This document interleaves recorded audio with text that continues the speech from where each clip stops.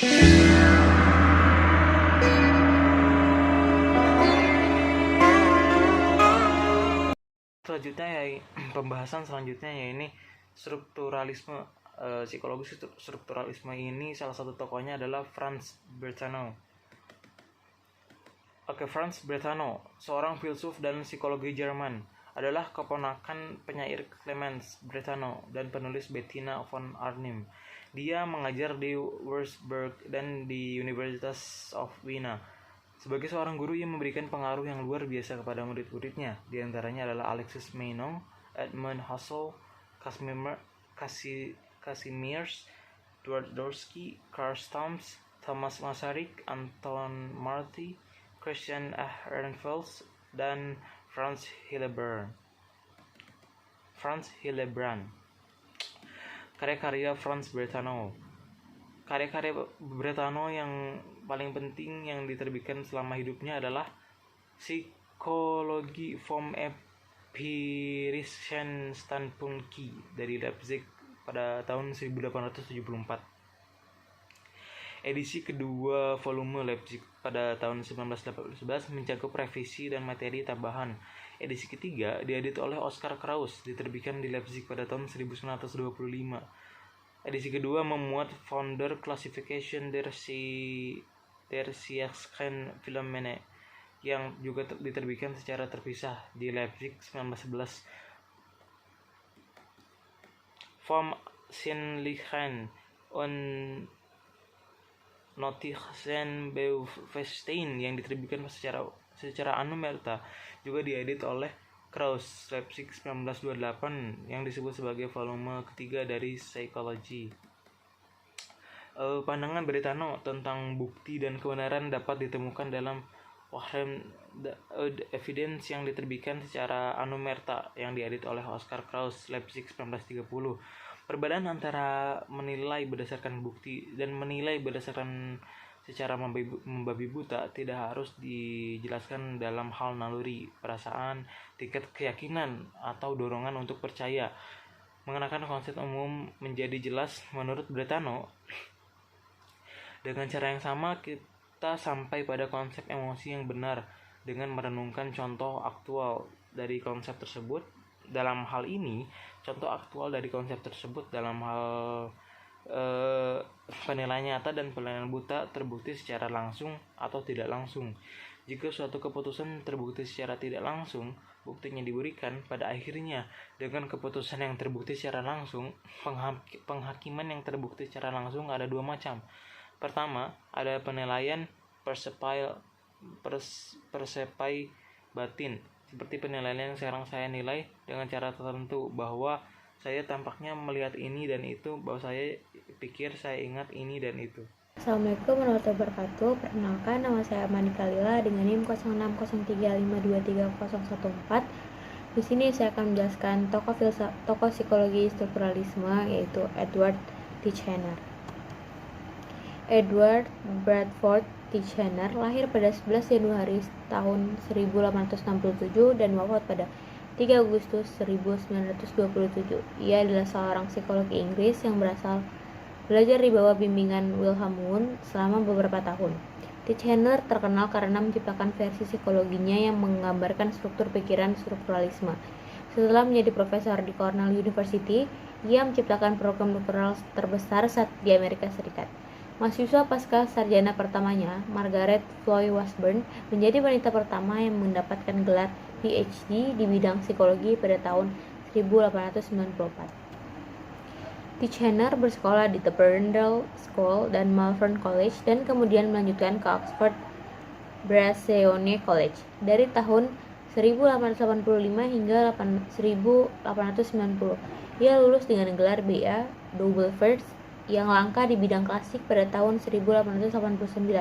Minatnya mulai berubah ke biologi.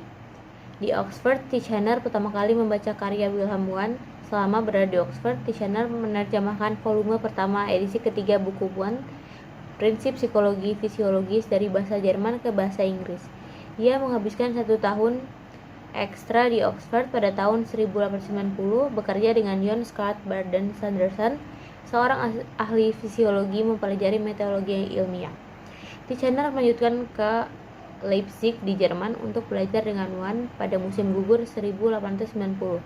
Ia menyelesaikan program doktoralnya pada tahun 1892 dengan disertai tentang penglihatan binokular. Pada musim panas 1892, ia kembali ke Oxford dan Barden Sanderson tempat dia mengajar di Oxford Summer School.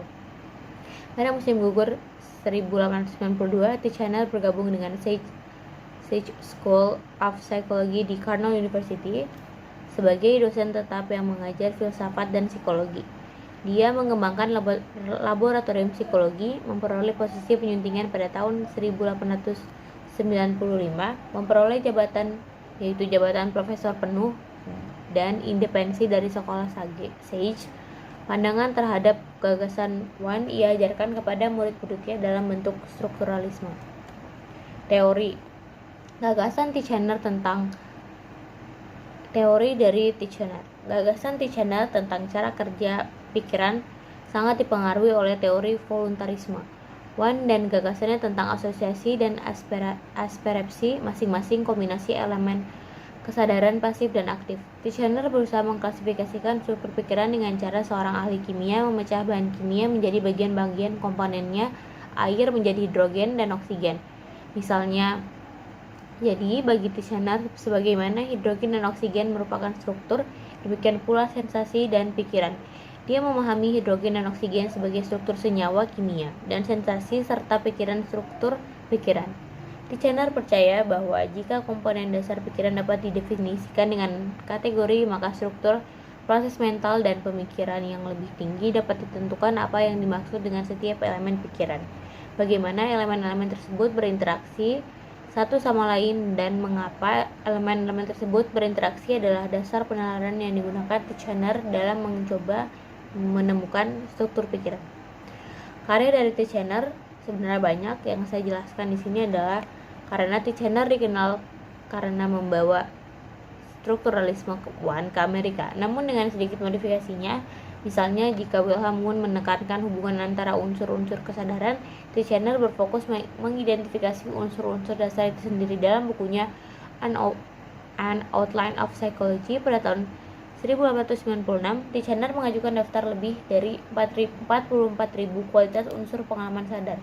Bukunya yang berjudul History of Experimental Psychology sangat berpengaruh, begitu pula penggambarannya terhadap psikolog, termasuk mentornya sendiri, Edward Tichenor. Sekian yang dapat saya sampaikan, kurang lebihnya mohon maaf. Assalamualaikum warahmatullahi wabarakatuh. Hermann Ebbinghaus. Hermann Ebbinghaus adalah seorang psikolog Jerman yang lahir pada tahun 1850 dan meninggal pada tahun 1909. Ia dikenal sebagai pelopor dalam bidang psikologi strukturalisme dan memiliki kontribusi besar dalam memahami bagaimana kita belajar dan mengingat informasi. Latar belakang Ebbinghaus menghabiskan sebagian besar hidupnya untuk melakukan penelitian tentang memori dan pembelajaran.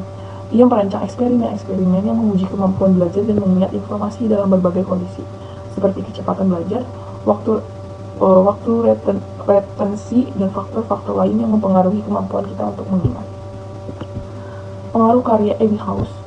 Kurva pembelajaran Ebbinghaus dikenal dengan eksperimen yang menghasilkan grafik kurva pembelajaran yang menunjukkan bahwa kecepatan belajar menurun seiring dengan waktu. Konsep forgetting kurva. Ebbinghaus juga dikenal dengan konsep forgetting kurva yang menjelaskan bagaimana kita meluapkan informasi seiring dengan waktu. Pengaruh terhadap psikologi modern. Karya-karya Ebbinghaus telah memberikan kontribusi besar terhadap perkembangan psikologi modern, terutama dalam bidang memori dan pembelajaran. Eksperimen Ebbinghaus. Metode eksperimen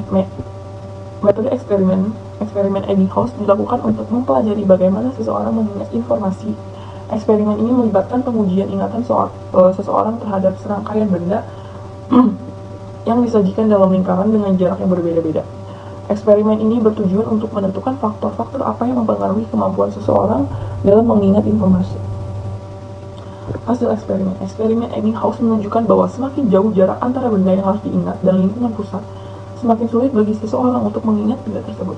Eksperimen ini menunjukkan bahwa pengulangan dapat meningkatkan kemampuan seseorang dalam mengingat informasi. Karya-karya Hermann Ebbinghaus. Hermann Ebbinghaus adalah seorang psikolog Jerman yang dikenal karena kontribusinya dalam mempelajari memori manusia.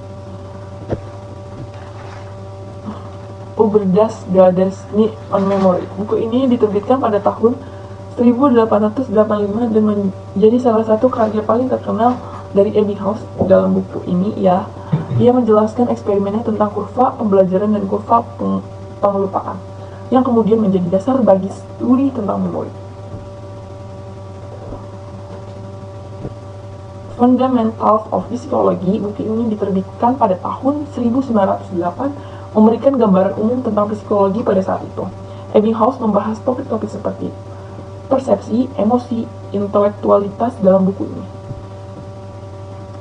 Psikologi Lihat to Print. Buku ini diterbitkan pada tahun 1912 untuk memberikan ringkasan tentang berbagai teori psikologi yang ada pada saat itu. Ebbinghaus membahas teori-teori dari para ahli seperti Wilhelm Wundt, Sigmund Freud, dan Ivan Pavlov dalam buku ini.